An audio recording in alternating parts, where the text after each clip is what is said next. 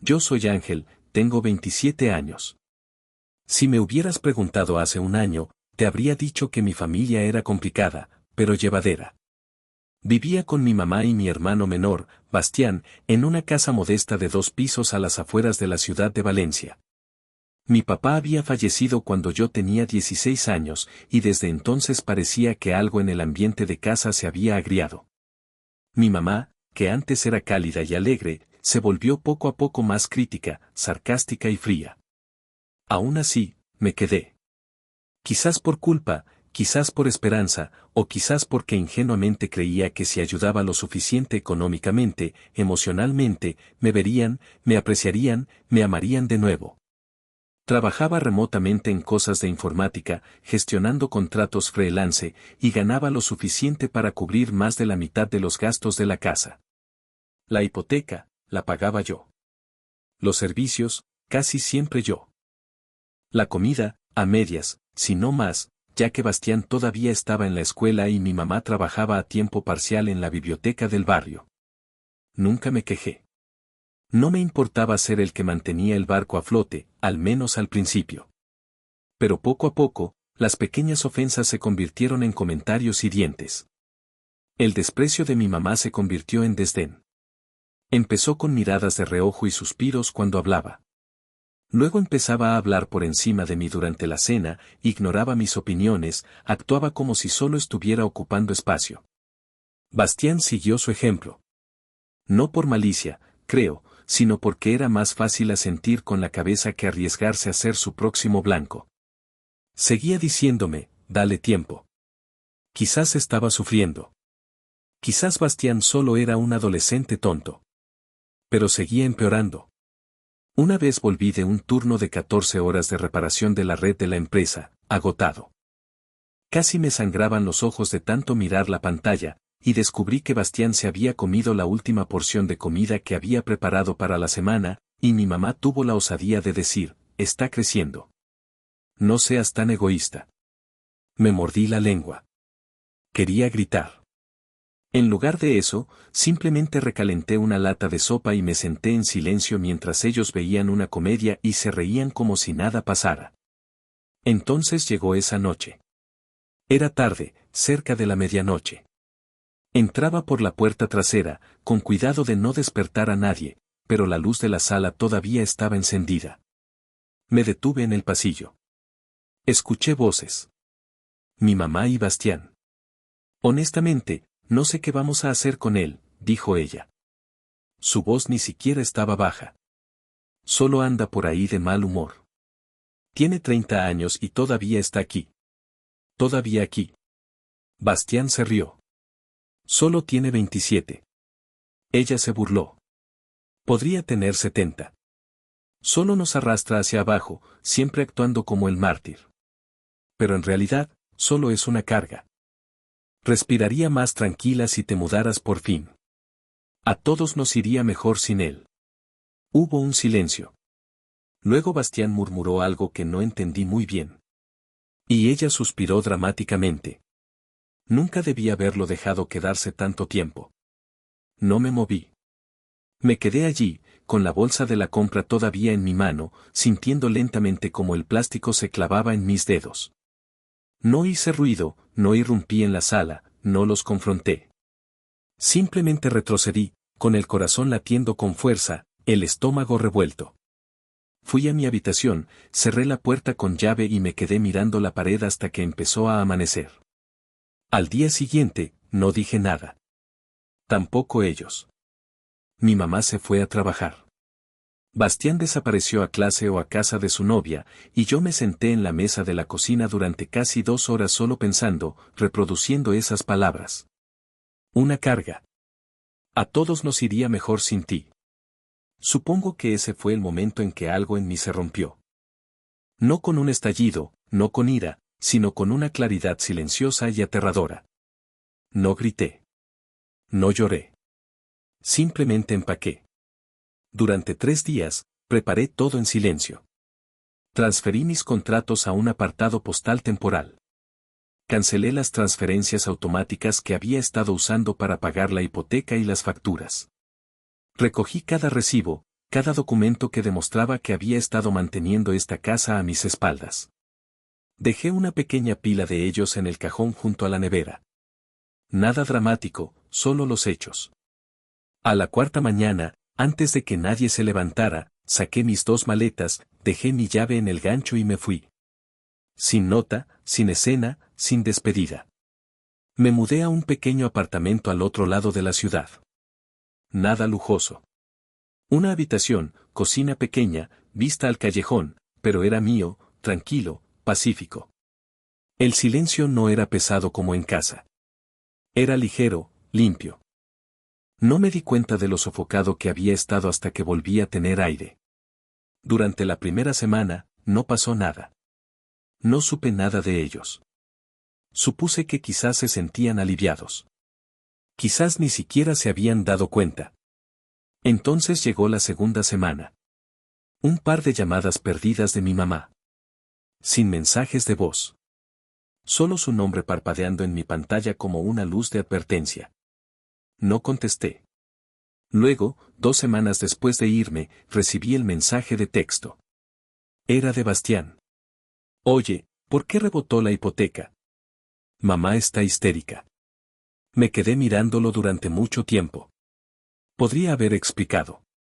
Podría haber señalado cómo yo había sido el que había mantenido la casa en pie como una especie de contratista no remunerado, pero no lo hice.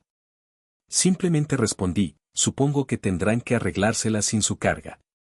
Sin emojis, sin ira, solo un simple eco de sus palabras. No respondió. No ese día, pero 3 días después, pasé por la casa por pura curiosidad. Era de noche y la mayoría de las ventanas estaban oscuras. La luz del porche estaba apagada. Una sola bombilla tenue parpadeaba en lo que solía ser mi habitación. Me senté en mi coche al otro lado de la calle, observando cómo una a una las luces se apagaban. La casa, simplemente parecía vacía. Había pasado tanto tiempo tratando de ser lo que necesitaban, de darles estabilidad, calidez, algo parecido al amor. Y cuando paré, el silencio fue más fuerte de lo que cualquier confrontación podría haber sido. Y entonces sucedió algo que hizo que todo se descontrolara. Algo que demostró que no solo eran desagradecidos, sino que se sentían con derecho. Unos días después de ese paseo en coche, empecé a recibir correos electrónicos, unos que no esperaba. No de Bastián, no de mi mamá, sino de la empresa hipotecaria. Aparentemente, mi nombre todavía figuraba como el avalista en la refinanciación que mi mamá había insistido en hacer 4 años antes, cuando juró que era solo para obtener mejores tasas y que todos nos beneficiaríamos. Había confiado en ella. No me di cuenta hasta qué punto me había atado a esa casa, a esa deuda. Ni siquiera se me había ocurrido comprobarlo. ¿Por qué iba a hacerlo? Había estado pagando sin cuestionarlo durante años. Pero ahora que los pagos habían cesado, venían tras el siguiente nombre en la lista, el mío. No entré en pánico, pero sí sentí ese calor familiar, la rabia mezclada con la vergüenza. Ella sabía lo que había hecho. No tenía problema en llamarme una carga mientras me tenía legalmente anclado a su barco que se hundía. Así que llamé a la oficina de la hipoteca cortésmente y pregunté cuáles eran mis opciones. La mujer al otro lado de la línea, Araceli, bendita sea, fue paciente mientras explicaba la situación.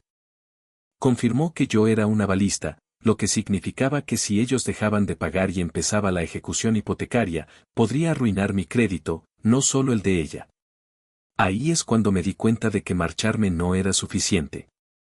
Tenía que desatarme por completo.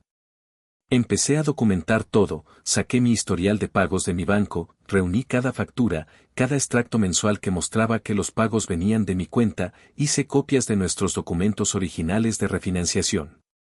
Araceli incluso me envió copias de sus intentos de correspondencia, correos electrónicos y avisos físicos que aparentemente habían estado ignorando. Luego contraté a una abogada. Me costó unos cuantos miles que no había planeado gastar, pero valió la pena cada céntimo. Mi abogada, una mujer llamada Vega, que tenía esta energía tranquila e implacable, me aseguró que podíamos construir un caso para liberarme de cualquier responsabilidad futura relacionada con la hipoteca, Especialmente dado el hecho de que yo había sido el único que la había estado pagando durante casi 4 años. Mientras ese proceso se desarrollaba, mi teléfono empezó a sonar con más frecuencia. Al principio, solo era Bastián otra vez. Mamá está histérica. ¿Qué pasa con la casa? Pensé que todavía estabas ayudando con eso. Lo ignoré. Entonces mi mamá finalmente rompió su silencio.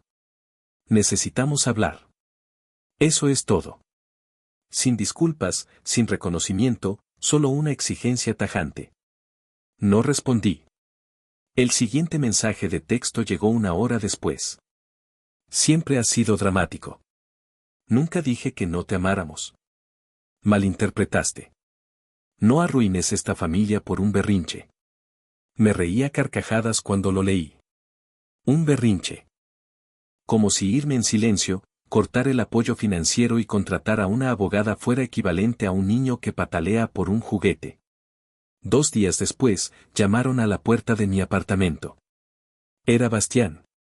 Parecía más delgado, cansado. Todavía tenía esa misma actitud engreída en su postura, sin embargo, como si esperara que me pusiera en fila solo porque aparecía en persona. ¿Podemos hablar?, preguntó. Miraba por encima de mí como si esperara que hubiera alguien más dentro. Salí y cerré la puerta detrás de mí. Nos dejaste, dijo, como si hubiera abandonado un barco en medio de un viaje y no uno que se había estado hundiendo mucho antes de que yo subiera a bordo. ¿Te refieres a después de que mamá dijera que estarían mejor sin mí? No lo decía en serio. Lo miré fijamente. ¿Le dijiste algo cuando lo hizo? Silencio. Estaba estresada, dijo finalmente. Dice muchas cosas que no quiere decir. Yo también, dije, cruzando los brazos. Como cuando dije que pagaría la hipoteca. Supongo que tampoco lo decía en serio. Su cara se torció. ¿Y qué? ¿Vas a dejar que la casa se vaya a pique? ¿Dejar que nos echen?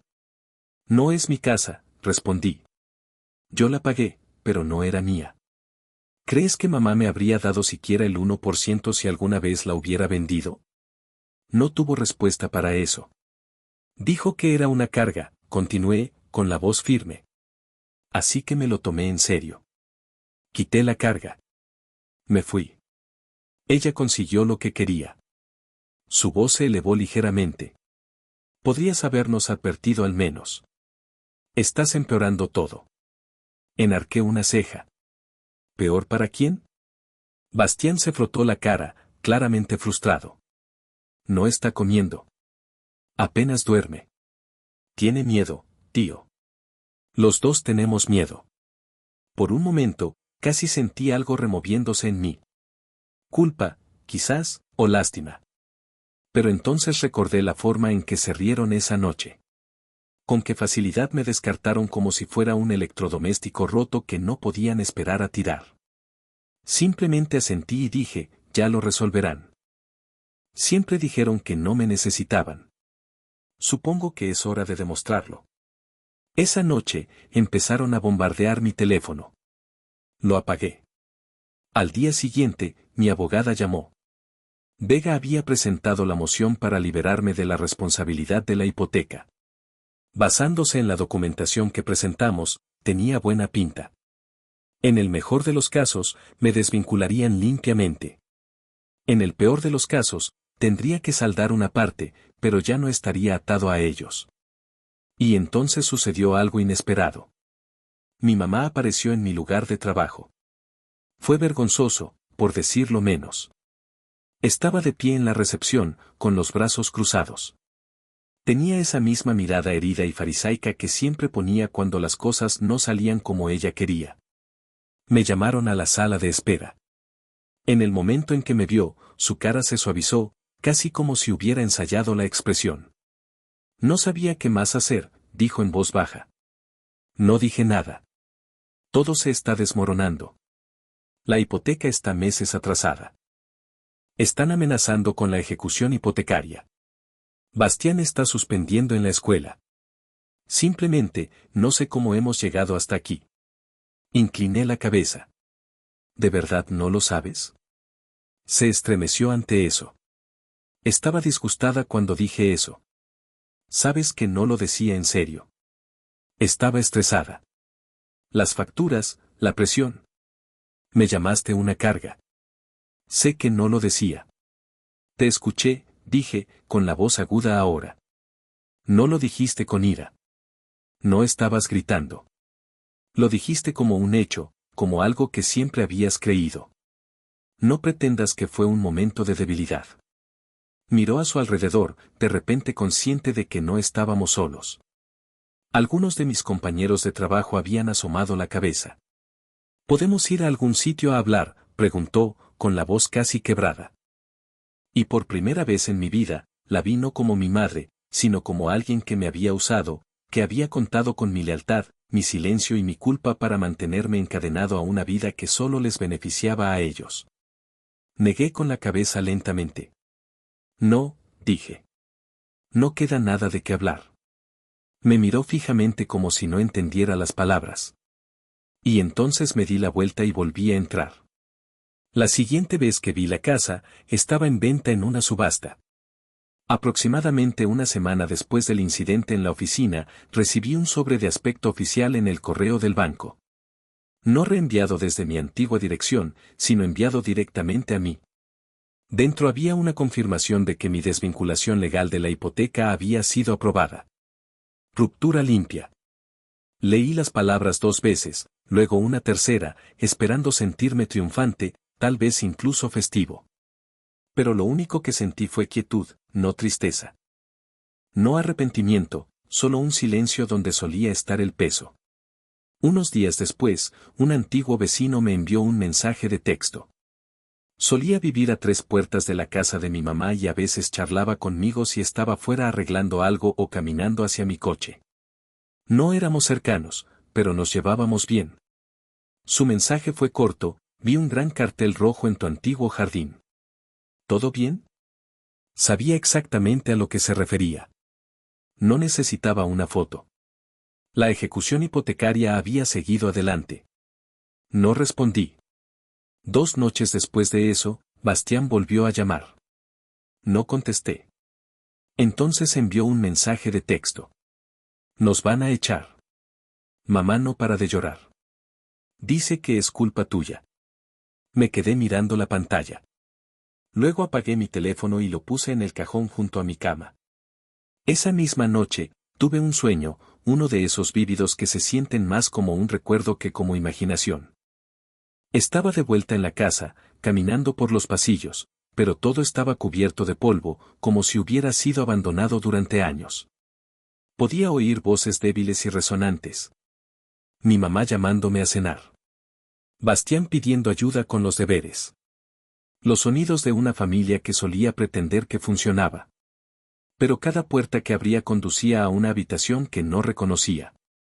Y cada vez que me daba la vuelta, el pasillo era más largo, más oscuro. Me desperté con el corazón latiendo con fuerza y un dolor agudo en el pecho. No miedo exactamente, solo una tristeza apretada que me sorprendió por lo profundo que todavía llegaba. Incluso después de todo lo que dijeron, después de cómo me trataron, seguía siendo mi casa. Esa estúpida pintura beige en las paredes, las baldosas rotas de la cocina que reparé con pegamento, la abolladura en la puerta de la nevera que Bastián causó cuando se enfadó por un concierto cancelado. Recordaba cada centímetro de ese lugar. No había sido solo una casa. Había sido mi vida. Y ahora se había ido. Pero lo que lo hizo soportable, lo que me permitió respirar de nuevo, fue el conocimiento de que yo no me había ido con ella. Había escapado. Aún así, la historia no terminó ahí. Unos días después de que el cartel de la subasta apareciera, recibí otro mensaje. Este no era de Bastián. Era de un número desconocido, pero reconocí la letra de inmediato. Lo siento. Me equivoqué. Por favor, llámame. Solo esas 7 palabras. Era mi mamá. Me senté allí durante mucho tiempo mirando el mensaje. Algo en él se sentía diferente. No por las palabras en sí. La gente como ella sabía cómo usar las disculpas como armas cuando las consecuencias golpeaban, pero sí por el momento. El hecho de que no se hubiera puesto en contacto conmigo desde el incidente en la oficina, que Bastián hubiera hecho toda la mendicidad y la súplica hasta ahora, que finalmente se estuviera acercando ella misma. Por primera vez en mucho tiempo, me sentí inseguro de mí mismo. ¿Era esto real? ¿Había visto finalmente el daño que había causado, o simplemente estaba tratando de salir de los escombros que había ayudado a causar?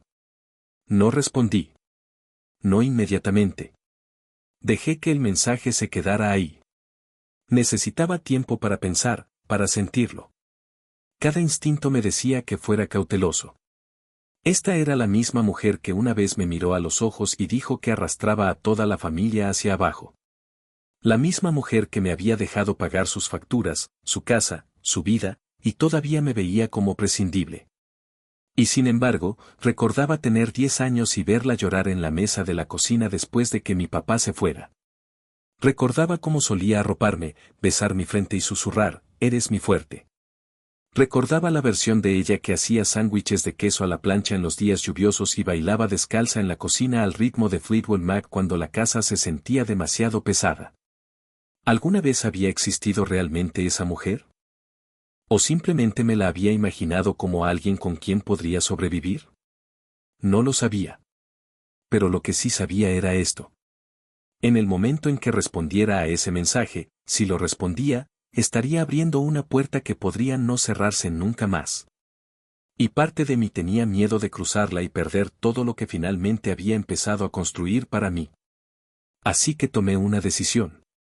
No respondería todavía, pero iría a ver la casa por última vez. Necesitaba mirarla. No por nostalgia, ni siquiera para cerrar el ciclo. Solo necesitaba ver con mis propios ojos el lugar donde todo se había derrumbado y donde finalmente me había elegido a mí mismo. Me subí a mi coche esa tarde y conduje por los caminos familiares, pasando por la gasolinera a la que solía ir a pie, pasando por el parque en el que Bastián solía patinar, pasando por el supermercado donde pasé demasiados viernes por la noche escaneando cupones para que pudiéramos comer algo decente. Cuando doblé la esquina de nuestra antigua calle, la casa apareció a la vista. Pero lo que vi me hizo pisar los frenos porque alguien estaba fuera y no estaba solo. Era tarde, esa hora dorada en la que todo parecía más suave de lo que debería, donde incluso los bordes afilados del dolor parecían envueltos brevemente en una cálida luz. Me senté al volante, a medio camino de la manzana, mirando la escena frente a mí. El césped parecía descuidado, con calvas en algunos lugares. Las persianas colgaban torcidas como si hubieran empezado a caerse y a nadie le importaba arreglarlas. Pero lo que me llamó la atención no fue el estado de la casa. Fueron las personas que estaban de pie fuera de ella. Bastián estaba en el porche caminando de un lado a otro. Mi mamá estaba sentada en el escalón superior, con los codos sobre las rodillas, frotándose la frente como si tratara de mantener la cabeza unida. No se dieron cuenta de mí al principio. No había entrado en el camino de entrada, solo estaba aparcado lo suficientemente lejos para observar. Había un cartel de ejecución hipotecaria clavado en el césped, ligeramente inclinado. Un par de cajas estaban cerca de la acera, lloviendo y abrochándose en las esquinas. Parecía que alguien había tratado de arrastrarlas dentro, pero se había rendido a mitad de camino. Parecían pequeños, no físicamente. Quiero decir, Bastián todavía medía 1,80 metros, todavía tenía esa estructura atlética sin esfuerzo. Pero en ese momento, ambos parecían disminuidos, como personas que finalmente se habían quedado sin excusas. Había una quietud hueca a su alrededor, y por primera vez, yo no era el que sostenía el peso. No sé cuánto tiempo estuve sentado allí antes de que Bastián se diera cuenta de mí. Entrecerró los ojos en mi dirección, luego empezó a caminar hacia el coche. Consideré la posibilidad de irme, simplemente pisar el acelerador y desaparecer de nuevo. Pero algo en mí dijo, no, esta vez no. Terminas con esto. Lo miras a los ojos. Salí del coche lentamente. Bastián me alcanzó primero. Viniste, dijo, con la voz incierta. Parecía más delgado de lo que recordaba. Tenía círculos bajo los ojos, la mandíbula ligeramente apretada como si estuviera conteniendo más de lo que sabía decir. Vi el mensaje, respondí. En la casa, asintió. Está mal. Enarqué una ceja. Ya lo supuse. Nos quedamos en silencio. Unos pájaros gorjeaban en algún lugar cercano. Los niños se reían a lo lejos. La vida normal continuaba, justo fuera de nuestro alcance. Ella no está bien, dijo Bastián. El banco le dio 60 días. Eso es todo. Me envió un mensaje de texto, dije. Asintió. No sabía qué más hacer. Ella ha estado diferente últimamente. Callada. Sigue diciendo que no lo decía en serio. No me importa si lo decía en serio, dije con voz uniforme. Lo dijo, y lo que es más importante, lo creyó lo suficiente como para tratarme como si fuera verdad durante años. Lo siente. No me interesan las disculpas que solo aparecen cuando lo hacen las consecuencias. Miró hacia abajo. Yo también lo siento, dijo. Y eso me sorprendió. No era solo un espectador, le dije. Te reíste con ella esa noche. Lo sé, susurró. Y me odio por ello. Fui estúpido. Simplemente, ella hizo que fuera tan fácil echar leña al fuego. Era como si cuanto más me convertíamos en el problema, más se sentía bien con todo lo demás. No respondí. No había nada que decir que lo deshiciera. Pero agradecí la honestidad, incluso si llegaba unos años tarde. Entonces mi mamá se levantó. No bajó los escalones. Simplemente me miró, con los brazos cruzados sobre el pecho como si tratara de mantenerse unida. Te ves más sano, dijo, con la voz más suave de lo que la había oído en años. No respondí. No te culpo, continuó. Fuiste bueno con nosotros. Mejor de lo que merecíamos. Simplemente seguí mirándola, esperando. Dije cosas horribles, admitió, tomando una respiración temblorosa. Creía cosas horribles porque no quería afrontar lo mucho que había llegado a depender de ti. Cuánta parte de mi vida estaba siendo sostenida por tu esfuerzo silencioso y paciente, y cuando te fuiste, me sentí traicionada, pero sabía que yo te había empujado hasta ahí. El viento sopló ligeramente. Una bolsa de plástico del supermercado revoloteó por la calle. Puedes odiarme, dijo. Tendrías razón, también. Solo necesitaba decirlo. Y si no me vuelves a hablar nunca más, lo entenderé. Esa fue la primera cosa real que había dicho en años. Y por un momento, sentí el peso de todo. Los años de resentimiento, la manipulación emocional, el agotamiento hasta los huesos de ser el chivo expiatorio y el salvador al mismo tiempo. Pulsaba en mi pecho como una magulladura que se presiona, pero no se rompe. No te odio, dije finalmente. Pero tampoco confío en ti. Su cara se contrajo como si se hubiera estado preparando para el impacto. Necesitaba irme, no solo de la casa. Necesitaba demostrarme a mí mismo que no era lo que decías que era capaz de más que solo llenar los agujeros que ambos se negaron a tapar. Y lo hiciste, susurró. Sí, dije. Lo hice. Nos quedamos en silencio de nuevo, los tres suspendidos en el aire incómodo entre el pasado y el presente. Miré las cajas, los escalones desmoronados, la luz muerta del porche. Caminé hasta allí y me detuve justo antes del escalón superior. Luego metí la mano en mi bolsillo y saqué un pequeño sobre. Nada dramático, ni una gran revelación. Solo un regalo silencioso que he estado considerando desde que Vega me dijo que era libre. Se lo entregué. ¿Qué es esto?, pregunté.